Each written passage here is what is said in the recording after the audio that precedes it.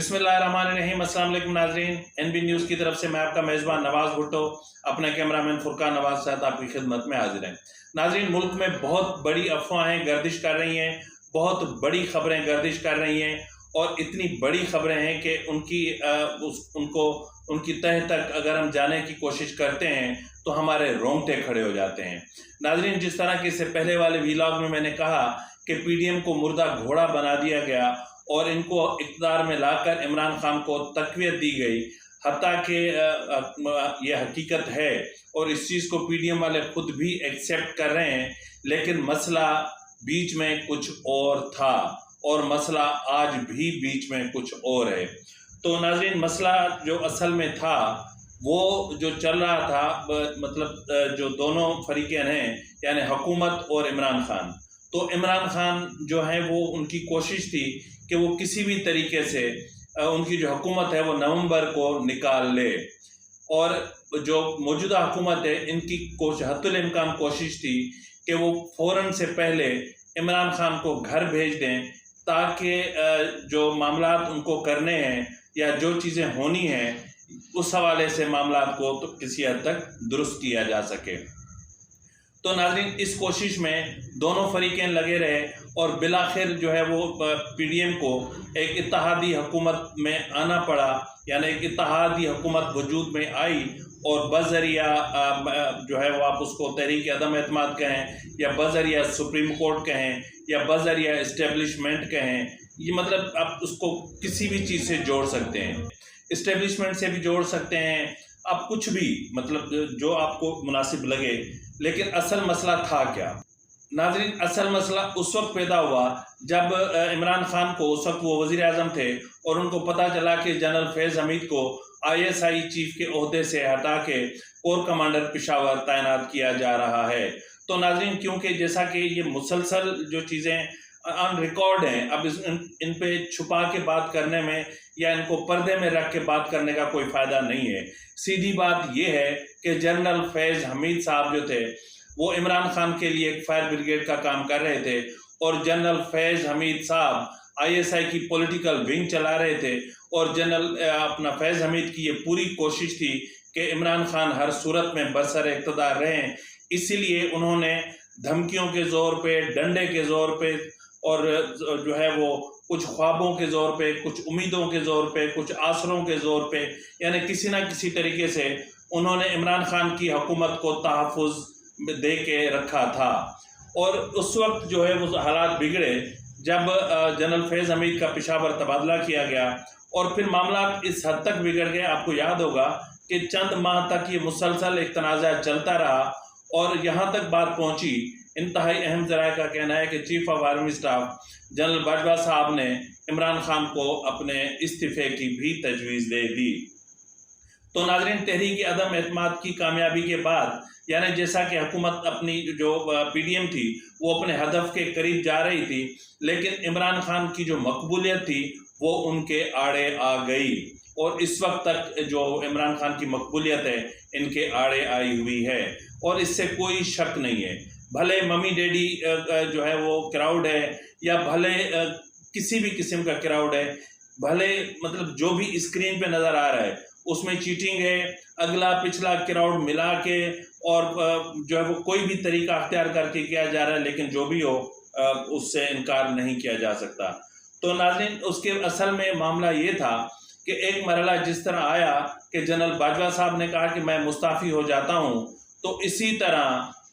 इमरान खान को ये भी समझाया गया कि भाई किसी के चीफ ऑफ आर्मी स्टाफ बनवाने के लिए लाजमी है कि पहले उसको कहीं कोर कमांडर के फ़राइज़ भी सरअंजाम देने होते हैं। अगर वो कोर कमांडर नहीं लगेंगे तो फिर उनके चीफ ऑफ आर्मी स्टाफ के तौर पर तैनाती के इम्कानात ख़त्म हो जाएंगे। तो नाज़रीन, जब इमरान खान को इन हक़ाइक़ का पता चला तो उन्होंने बहालत मजबूरी जनरल फैज़ हमीद से दस्तबरदार हुए। तो नाज़रीन, ये मामला फिर उस वक्त ज़्यादा शिद्दत अख्तियार करता गया जैसे जैसे नवंबर करीब आता गया, क्योंकि इमरान खान की हद्दुल इम्कान कोशिश थी और है और आखिरी वक्त तक रहेगी कि जनरल फैज़ हमीद को हर सूरत में चीफ ऑफ आर्मी स्टाफ लगाना चाहिए। यानी वो चाहते हैं कि यही एक बंदा है, क्योंकि ये बंदा वही है جو عمران خان کو بچا سکتا ہے، جو ISI میں پولیٹیکل ونگ کو متحرک رکھ سکتا ہے، کیونکہ اس وقت جو ISI کا پولیٹیکل ونگ ہے وہ سمجھ لیں کہ ایک حساب سے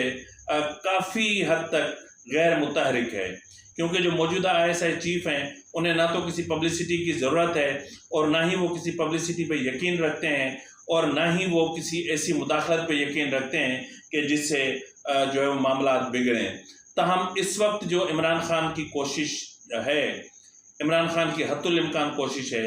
تو اسی لیے آج عمران خان نے پورے یقین اور پورے وثوق اور پورے اعتماد کے ساتھ جو ہے وہ لانگ مارچ کی دھمکی دی، اور یہ بھی کہا کہ لانگ مارچ خیبر پختونخوا سے نکلے گا اور ادھر پنجاب سے نکلے گا۔ تاہم آج کے خطاب میں انہوں نے جو ہے وہ پنجاب حکومت کے گرائے جانے کے جو خدشات ہیں یا جو سازشیں ہو رہی ہیں یا جس طرح پنجاب حکومت کو ہٹانے کے معاملات چل رہے ہیں اندرون خانہ، اس کو بھی تسلیم کیا، اور انہوں نے کہا کہ جی بالکل یہ ہو رہا ہے اور پنجاب میں ہماری حکومت کو گرانے کی کوشش کی جا رہی ہے۔ واضح رہے کہ میں کافی عرصے سے کہہ رہا تھا کہ کچھ ہے، کہیں نہ کہیں خاموشی جو ہے یہ کسی نہ کسی بڑے طوفان کو جنم دے گی، کیونکہ بہت زیادہ گھٹن ہو گئی تھی، بہت زیادہ فرسٹریشن ہو گئی تھی۔ تو اس وقت ناظرین عمران خان نے مطلب انڈائریکٹ وے میں جو اس موجودہ سیلاب کی صورتحال میں بھی بڑے بڑے کراؤڈز اور بڑے بڑے جلسے کرنے کی کوشش کی، اس کی بنیادی وجہ یہ تھی کہ وہ کہیں پیغام پہنچانا چاہ رہے تھے کہ اگر ان کی مرضی کے خلاف فیصلہ کیا گیا تو پھر حالات کوئی بھی رخ اختیار کر سکتے ہیں۔ اور آج انہوں نے IMF کا حوالہ دیتے ہوئے کہا کہ حالات جو ہیں وہ بہت خراب ہونے جا رہے ہیں۔ انہوں نے کسی ملک کا حوالہ بھی دیا اور انہوں نے کہا کہ جس طرح سری لنکا کی صورتحال ہے، پاکستان میں بھی سری لنکا کی صورتحال پیدا ہو سکتی ہے۔ تو ناظرین بہت جو ہے وہ انہوں نے آج کافی چیزیں کھل کے کی، اور آج اب یہ بھی اندازہ ہوا کہ عمران خان کو ہر لحاظ سے ہر طرف سے جو ہے وہ ان کے لیے ریلیف کے دروازے کیوں کھلے ہوئے ہیں، کیسے کھلے ہوئے ہیں اور کس طرح کھلے ہوئے ہیں۔ اور اس کے باوجود کہ حکومت کی حتی الامکان کوشش ہے کہ کچھ بھی ہو جائے، اسی سپٹمبر میں عمران خان کو جیل پہنچانا چاہ رہے ہیں، لیکن دوسری طرف اگر دیکھیں تو PTI کے رہنما فواد چودھری کھلم کھلا کہہ رہے ہیں کہ کسی کے باپ میں ہمت نہیں کہ عمران خان کو نااہل کر سکیں، آپ عمران کو مائنس کرنے کے بعد اسلام آباد سے نکل کے دکھائیں۔ یعنی ایک طرف کھلم کھلا دھمکی ہے، اور ناظرین میں یہاں آپ کو اس چیز سے بھی باخبر کرتا چلوں کہ یہ بھی ایک سازش تیار ہو رہی ہے کہ اگر PTI کی مرضی کے مطابق آرمی چیف کی تعیناتی نہیں ہوتی تو پھر ملک کے حالات IMF کی رپورٹ کی آڑ میں بہت زیادہ خراب کر دیے جائیں گے، یہاں تک کہ سری لنکا سے بھی زیادہ شاید سری لنکا میں جو حالات خراب ہوئے تھے، یا جس طرح سری لنکا میں لوگ جو ہے وہ سڑکوں پر نکلے تھے، اسی طرح لوگوں کو سڑکوں پر نکالنے کی کوشش کی جائے گی، جس کو دوسرے لفظوں میں میں یوں کہوں کہ پاکستان میں ایک خانہ جنگی کسی کیفیت پیدا کرنے کی کوشش کی جائے گی۔ ناظرین عمران خان کی جو اس کی ذہنی کیفیت ہے اس کا آپ اندازہ لگا لیں کہ آج وہ جلسے میں کہہ رہا ہے کہ جو بھی نون لیگ کے امیدوار کو ووٹ دے گا وہ اللہ کے فرمان کے خلاف ہوگا۔ بہت پیسہ ہے، اب میں نہیں جانتا اس کو، لیکن میں اس طرح جانتا ہوں کہ چشتیاں اگر کسی نے بھی آپ نے اس کو ووٹ دی، اس کا مطلب اب بھگوڑے نواز شریف کو ووٹ دے رہے ہیں، مجرم کو ووٹ دے رہے ہیں۔ اس کا مطلب اب برائی کے ساتھ کھڑے ہیں، اس کا مطلب کہ اللہ کے فرمان کے خلاف آپ جا رہے ہیں، یعنی اللہ کے فرمان کے خلاف ہوگا وہ ووٹ، وہ جو ہے وہ حق کے اس میں فیور میں نہیں ہوگا، وہ اللہ کے فرمان کے خلاف ہوگا۔ یعنی اب اللہ کے جو فرمان ہے اب وہ نون لیگ اور PTI کے لیے رہ گئے ہیں۔ یعنی عمران خان کو نہ تو عقل ہے، نہ موت ہے، نہ کوئی اس کو سمجھانے والا ہے، نہ اس کو کوئی راستہ دکھانے والا ہے، وہ جس طرح آتا ہے بولے جا رہا ہوتا ہے اور بولے ہی جا رہا ہوتا ہے، اور نیچے تالیاں اور سب کچھ چل رہا ہوتا ہے۔ تو ناظرین اصل مسئلہ یہ تھا کہ موجودہ حکومت کی ہر ممکن کوشش تھی کہ نومبر سے پہلے عمران خان کو جیل بھیج دیا جائے اور آرمی چیف جو ہے وہ آن میرٹ لے آئیں۔ یعنی آن میرٹ اس لیے وہ کہہ رہے ہیں کیونکہ وہ ان کا کہنا ہے کہ جو جنرل فیض حمید ہیں وہ مکمل طور پر متنازع ہو چکے ہیں، اور آج حکومت نے یہ بھی اندیا دیا ہے کہ اگر معاملات کو زیادہ بگاڑنے کی کوشش کی گئی تو پھر جو موجودہ چیف آف آرمی اسٹاف ہیں ان کو ایکسٹینشن بھی دیا جا سکتا ہے. یہ معاملہ بھی زیر غور ہے کیونکہ اس دور میں دیگر جو سینئر جنرلز بھی ہیں تو ان سب کو بائی پاس کر کے کسی کی مرضی پر ہم کسی کو تعینات نہیں کر سکتے. یعنی جو بھی فیصلہ ہوگا وہ آرمی جس طرح پروپوزل بھیجے گی اسی پروپوزل کی بنیاد پر ہوگا، کسی کی فرمائش پر نہیں ہوگا. ایک طرف تو حکومت کلیئر کٹ یہ کہہ رہی ہے اور دوسری طرف عمران خان نے لانگ مارچ کی دھمکی دے دی ہے، اور لانگ مارچ بھی اس طرح کا ہوگا اگر عمران کی مرضی کے خلاف چیف آف آرمی اسٹاف کی تعیناتی کا فیصلہ کیا گیا تو پھر وہ لانگ مارچ کرنے پر مجبور ہو جائیں گے. تو اس لیے عمران خان کا کہنا ہے کہ انہیں مجبور نہ کیا جائے. تو ناظرین، بات اس وقت انتہائی نازک مرحلے میں داخل ہو چکی ہے، کیونکہ آج جو ہے آپ دیکھیں گے کہ عمران خان کا جو توہین عدالت کیس ہے اس میں عمران خان نے جس طرح کا جواب داخل کروایا ہے، ایک تو انہوں نے غیر مشروط معافی نہیں مانگی اور دوسری طرف انہوں نے عدالت کے اختیارات کو بھی چیلنج کیا ہے، اور دوسری طرف انہوں نے بینچ کے اختیارات کو بھی چیلنج کیا ہے، اور انہوں نے جو سو موٹو کے ایکشن کو بھی چیلنج کیا ہے. یعنی ایک درخواست میں انہوں نے کئی تضادات کو کھڑا کیا ہے سوائے چند الفاظ کی یعنی ہیر پھیر کے علاوہ. باقی اس نے گیم وہی رکھا ہے جو گیم اس کی مرضی کے مطابق تھا.